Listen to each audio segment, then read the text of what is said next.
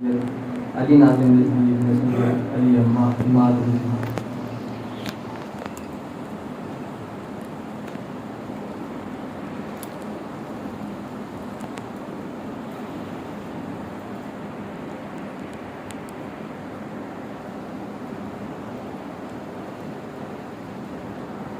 أعوذ بالله السميع العليم من الشيطان اللعين الرجيم بسم الله الرحمن الرحيم الحمد لله المعروف من غير رؤية والخالق من غير ربية الذي لم يزل قائما دائما إذ لا سماء ذات أبراج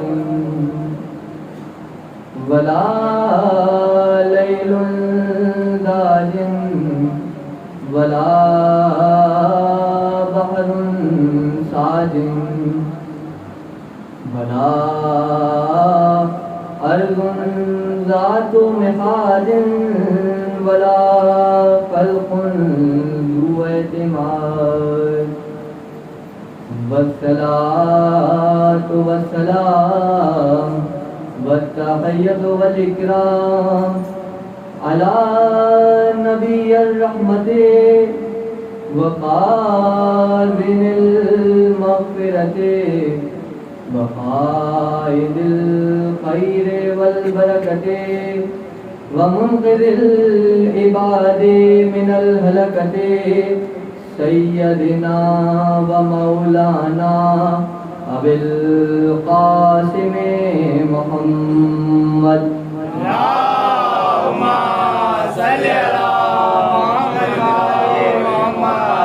وأهل بيته الطيبين الطاهرين المعصومين المظلومين المنتخبين المنتجبين الذين أذهب الله عنهم الرجس وطهرهم تطهيرا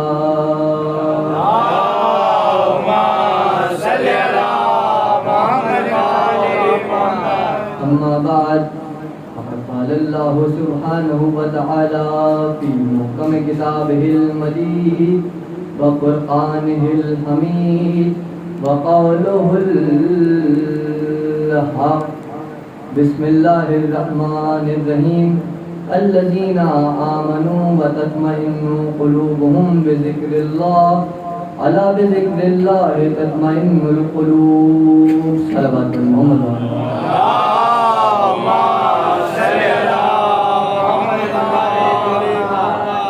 پروردگار عالم کا لاکھ شکر ہے، لاکھ احسان ہے، اس کے لیے جتنی نمازیں پڑھی جائیں کم ہے، اس کے لیے جتنے روزے رکھے جائیں کم ہے، اس کی راہ میں جتنی زکوٰۃ دی جائے کم ہے، اس کی راہ میں جتنے حج ادا کیے جائیں کم ہیں، اس کی راہ میں جتنا جہاد کیا جائے کم ہے، اس بات پر کہ اس نے ہمیں بنو امیہ اور بنو عباس کے بھور سے نکل کر بنی ہاشم کے کنارے تک پہنچنے کے لیے ذکر اہل بیت کا سفینہ عطا کیا۔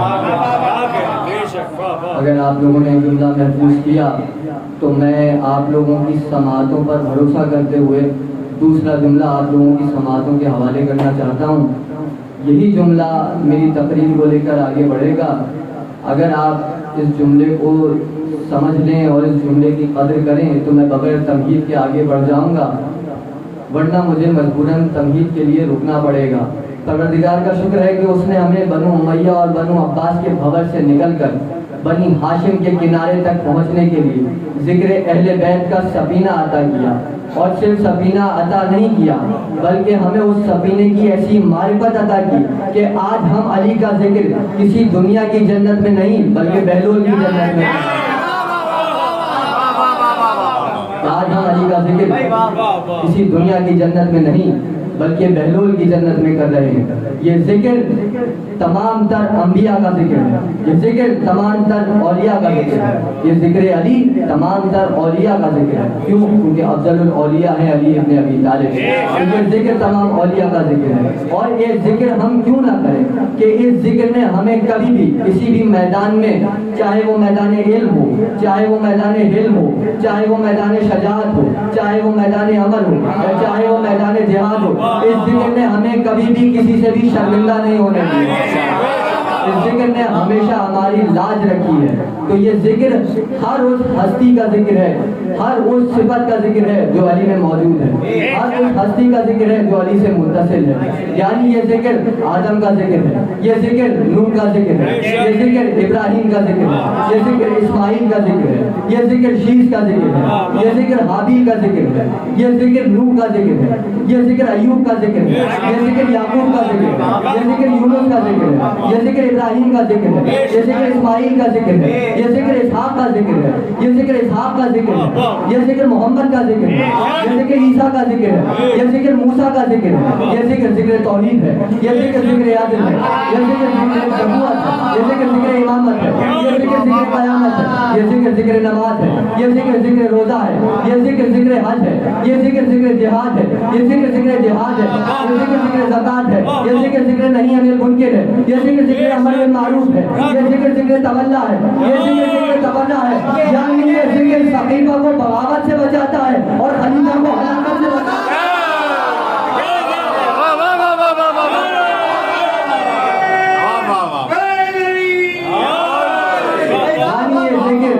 سقیفہ کو بغاوت سے بچاتا ہے اور خلیفہ کو ہلاکت سے بچاتا ہے۔ یہاں یہ فہرست رکے گی نہیں، یہ ذکر آسمانوں کا ذکر ہے، یہ ذکر زمینوں کا ذکر ہے، یہ ذکر انسانوں کا ذکر ہے، یہ ذکر ملائکہ کا ذکر ہے، یہ ذکر چاند کا ذکر ہے، یہ ذکر سورج کا ذکر ہے، یہ ذکر ستاروں کا ذکر ہے، یہ ذکر ستاروں کا ذکر ہے، یہ ذکر لوح کا ذکر ہے، یہ ذکر قلم کا ذکر ہے، یہ ذکر عرش کا ذکر ہے، یہ ذکر تحت الثری کا ذکر ہے، یہ ذکر ثریا کا ذکر ہے، یہ ذکر نجابتوں کا ذکر ہے، یہ ذکر عبادتوں کا ذکر ہے، یہ ذکر ریاضتوں کا ذکر ہے، یہ ذکر حجابتوں کا ذکر ہے، یہ ذکر شرافتوں کا ذکر ہے۔ اور اگر آپ اجازت دیں تو میں جملہ تبدیل کر کے کہوں، یہ ذکر شرافتوں کا ذکر نہیں، یہ ذکر ہماری ماؤں کی شرافت۔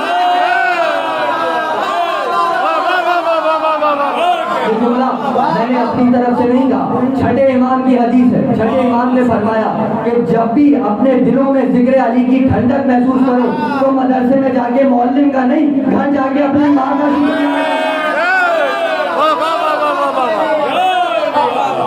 اپنے گھروں میں جا کر اپنی ماں کا شکریہ ادا کرنا۔ اور چھٹے امام تو چھٹی منزل پر ہیں۔ ارے رسول خدا نے بتایا ہے کہ یہ ذکر، اس ذکر میں ماں کا کردار کتنا اہم ہے۔ جیسے پانی سفر کرنے کے لیے نشیب تلاش کرتا ہے، جہاں نشیب ہوتا ہے وہاں پانی سفر کرتا ہے، یعنی جہاں ڈھلان ہوگی وہاں پانی سفر کرے گا۔ اسی طرح علی کا ذکر سفر کرنے کے لیے شجروں کی بلندی کو تلاش کرتا ہے، وہاں علی کا ذکر ہوگا۔ اس ذکر میں، یہ ذکر کرنے کے لیے ضروری ہے کہ ماں کا کردار بہت اہم ہے۔ اس ذکر کے لیے ماں کا کردار بہت اہم ہے۔ کیسے اہم ہے؟ اور یہ ذکر اسی لیے کسی بھی ایسے شخص کو سمجھ میں نہیں آ سکتا جو کہ منافق ہو، جس کے گھر کی تربیت نہ ہو۔ یہاں جتنے لوگ بھی بیٹھے ہیں، میں جس سے بھی پوچھوں، چاہے وہ بزرگ ہو، بچہ ہو، جوان ہو، کوئی بھی ہو، میں جس سے بھی پوچھوں کہ آپ کو پہلی مرتبہ مجلس میں کون لے کے گیا، کوئی یہ نہیں کہے گا کہ مجھے کوئی استاد مجلس میں لے کے گیا، کوئی یہ نہیں کہے گا کہ مجھے میرا باپ مجلس میں لے کے گیا۔ سب یہ کہیں گے کہ جب ہم گود میں تھے تو ہماری ماں ہمیں مجلس میں لے کے گئی۔ سب یہ کہیں گے کہ ہماری ماں ہمیں مجلس میں لے کے گئی۔ جب ہم بڑے ہو گئے تو ہماری ماں ہماری انگلی پکڑ کر ہمیں مجلس میں لے کے گئی۔ تو یعنی ماں کا کردار اتنا اہم ہے۔ ماں اگر طاہر ہے تو علی کا ذکر سمجھ میں آئے گا، ورنہ علی کا ذکر سمجھ میں نہیں آ سکتا، علی کا ذکر سمجھ میں نہیں آ سکتا۔ اللہ نے کہا کہ اگر میں قرآن کو پہاڑوں پر نازل کر دیتا تو پہاڑ ریزہ ریزہ ہو جاتے۔ کون سا قرآن نازل کر دیتا تو پہاڑ ریزہ ریزہ ہو جاتے؟ کیا یہ اس قرآن کی بات ہو رہی ہے؟ نہیں، اللہ نے تو کہا کہ اگر میں قرآن کو پہاڑ پر نازل کرتا تو پہاڑ ریزہ ریزہ ہو جاتے یا اپنی جگہ چھوڑ دیتے۔ اس کی تفسیر عیسائیوں نے کی، مباہلے نے کہا ایسے چہرے دیکھ رہے ہیں، اگر اشارہ کریں تو پہاڑ جگہ چھوڑ دے۔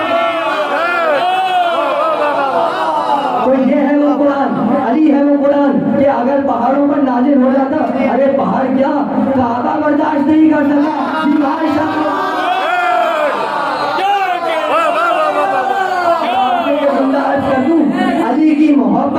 अली की मोहब्बत अगर पहाड़ों पर नाजिल होती तो पहाड़ रेजा रेजा हो जाते। अब शुक्र अदा करो अल्लाह का कि तुम्हारे दिलों को कितना मजबूत बनाया है। जो जिक्र से, जिस मोहब्बत से पहाड़ रेजा रेजा हो जाते, वो मोहब्बत तुमने अपने दिलों में उठाई, वो मोहब्बत तुमने अपने दिलों में बसाई है। तो अली का जिक्र समझना इतना आसान नहीं है।